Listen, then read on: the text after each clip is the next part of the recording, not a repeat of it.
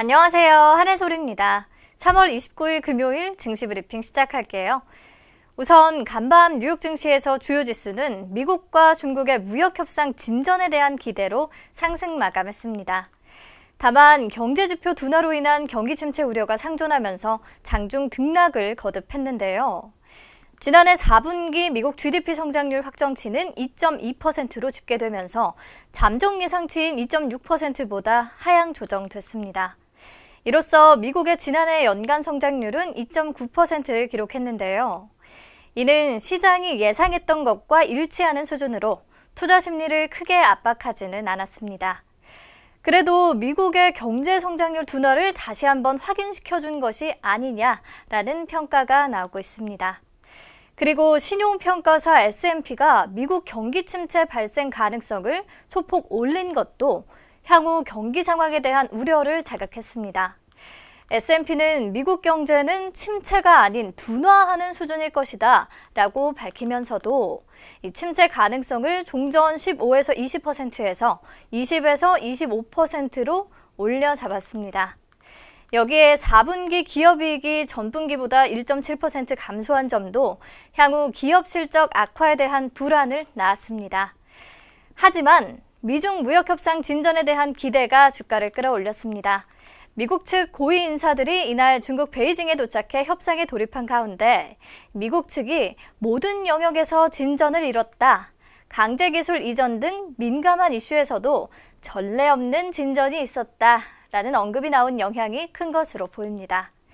중국이 자유무역지구에서 미국 등 해외 기업의 클라우드 컴퓨팅 사업을 할 수 있도록 개방할 계획이라는 소식도 전해졌는데요.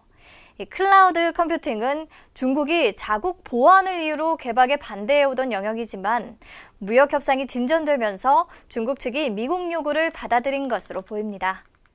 백악관 측도 한 발 물러서는 움직임을 취했습니다. 레리 커들로 백악관 국가경제위원회 위원장은 이날 수출입은행 연례 경제 컨퍼런스에서 기자들에게 중국 수입품에 대한 일부 관세를 폐지할 수 있다는 입장을 밝혔습니다. 미중 협상팀은 우선 4월 말까지 협상을 타결하는 것을 목표로 삼고 있는데요. 일각에서는 5에서 6월까지 협상이 이어질 가능성도 있다는 의견이 나오고 있습니다. 주가가 추가로 상승하려면 이제 구체적인 결과가 필요한 상황이고요. 협상이 또 지연된다면 오히려 불안을 더 키우지 않을까 우려가 됩니다. 자, 그리고 요 며칠 가장 뜨거운 감자였던 미국채 10년물 수익률. 이날은 2.39%에 근접한 선에서 거래되면서 회복세를 보였고요.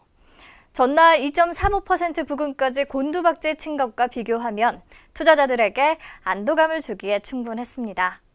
오늘 국내 증시도 뉴욕 증시 상승에 힘입어 코스피 지수는 2130선을 회복했고요. 상승 출발한 코스닥 지수도 여전히 빨간불을 켜고 있습니다. 네, 그럼 오늘 시장 조금 자세히 들여다보죠. 이슈와 특징 섹터 같이 체크해 볼게요. 오늘 첫 번째 이슈는 다음 달 11일 한미 정상회담 개최 소식입니다.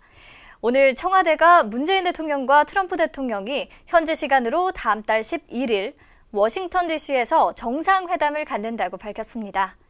이와 관련해 윤도한 청와대 국민소통수석은 양국 정상이 이번 정상회담에서 한미동맹 강화와 완전한 비핵화를 통한 한반도 평화체제 구축을 위한 양국 공조 방안에 대해 심도 있는 협의를 할 예정이라고 말했고요.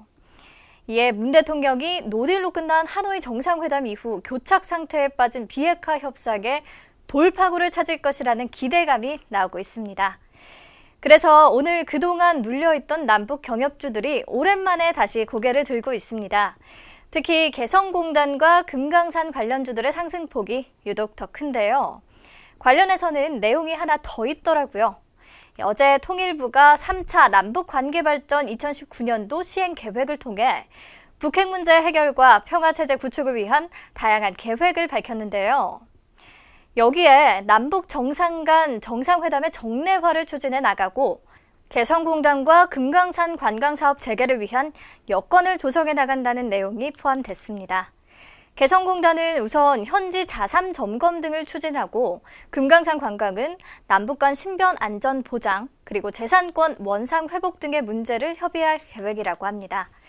개성공단 관련주인 인디에프, 좋은 사람들, 신원, 제형솔루텍, 남강토건 모두 큰 폭으로 올랐고요. 금강산 관련주인 한창과 아난티, 현대엘리베이, 용평리조트도 모두 강세입니다. 남북철도 관련주 중에서는 중앙오션과 대하TI, 유신, 현대로템, 푸른기술, 에코마이스터 등 모두 오름세고요. 시멘트 관련주들과 비료, 농기계 관련주도 같이 상승세 보이고 있습니다. 네, 다음으로 두 번째 이슈는 5G 정보보호산업 육성 소식입니다. 정부가 5G 시대의 선도를 위해 정보보호산업을 본격 육성하겠다고 밝히면서 오늘 보안 관련주들이 동반 급등세를 보이고 있습니다. 어제 정부가 5G 상용화에 맞춰 내놓을 5G 플러스 전략에 정보보호산업을 포함시키기로 결정했다고 발표했습니다. 또한 2026년까지 G2, 즉 미국과 중국 수준의 기술 경쟁력을 갖추고 보안 산업을 키우겠다는 방침도 밝혔는데요. 이 자리에서 오용수 과기부 정보보호정책관은 새로 발표될 5G 플러스 전략의 10대 선도 산업에 기존 8대 산업 외에 엣지 컴퓨팅과 정보보호가 추가될 것이라며 그만큼 정부가 정보보호 산업을 크게 보고 있는 것이라고 말했고요. 5G의 퍼스트 무브로 사회적 인프라가 따라가 주지 않으면 안 된다면서 보안 기업들 입장에서도 중요한 기회가 될 것이라고 강조했습니다. 이렇게 정부의 전략적 육성 방침이 전해지면서 보안 관련 기업들이 5G 시대 대표 수혜주로 인식되는 모습이고요. 퓨전 데이터, K사인, 휴네시온, 질환지교 시큐리티 등 모두 강세를 보이고 있습니다. 이 중에서 K사인이라는 종목은 관련 뉴스가 하나 더 있거든요. 내용 전해드릴게요.